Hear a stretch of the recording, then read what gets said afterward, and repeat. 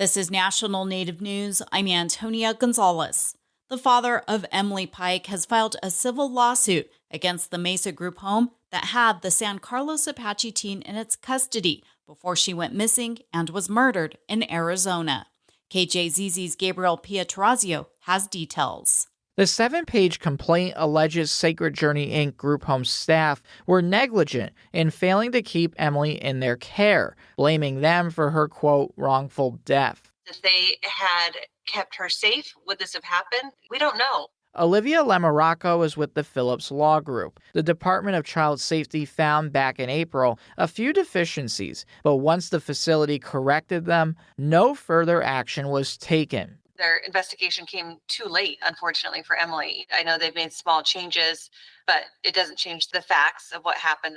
The personal injury law firm in Phoenix is representing Emily's biological dad, Jensen Pike, who has been behind bars since before she disappeared in late January. He's seeking unspecified damages for forever being deprived of his child. I can't speak for any other family member or Emily's mom. The answer is I don't know if she's pursuing anything.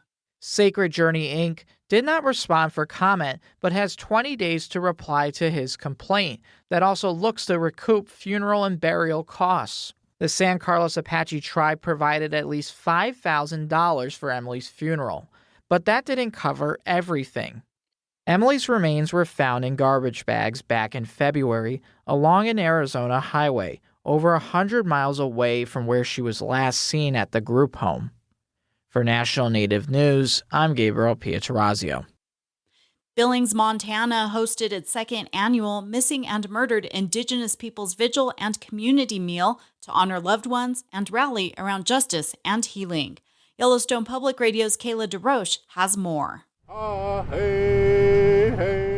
Advocacy group Warrior Women for Justice convened the vigil Friday morning with a smudging ceremony on the Yellowstone County Courthouse lawn. Nikki Wege with Warrior Women for Justice is of Salga and Omaha and says this gathering is an opportunity for community members to honor their loved ones in solidarity. To not only remember the stolen, but to bring awareness, seek advocacy, seek justice and accountability, and to speak for those who have been silenced. According to a 2020 report from the Montana Department of Justice, Indigenous people make up less than a tenth of the state's population, but roughly 25% of all missing persons. Today, it does not matter if you call upon the Lord to hear your prayers or if you turn to all four directions while burning sacred herbs to lift your pleas.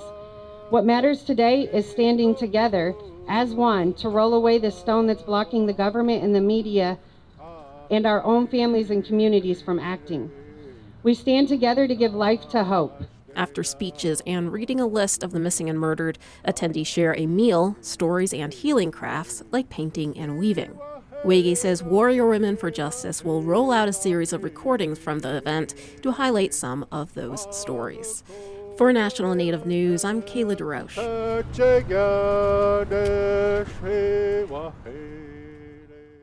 Ernie Stevens Jr. is being remembered for his contributions to Indian country, serving as chairman of the Indian Gaming Association for more than 2 decades. Stevens, a citizen of the Oneida Nation of Wisconsin, passed away suddenly on Friday at age 66.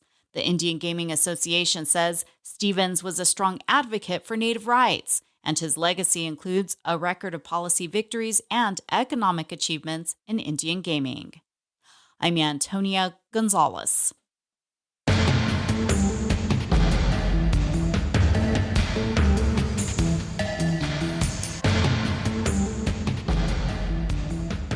National Native News is produced by Koahnic Broadcast Corporation with funding by the Corporation for Public Broadcasting. Support by AARP. AARP creates and connects people to unique tools and programs, helps conserve personal resources, and tackles issues that matter most to individuals, families, and communities. More at aarp.org. Support by Sonosky Chambers Law, championing tribal sovereignty and Native American rights since 1976. From opioids litigation to treaty rights to tribal self-governance. With offices in Washington, D.C., New Mexico, California, and Alaska. Sonosky Chambers Law.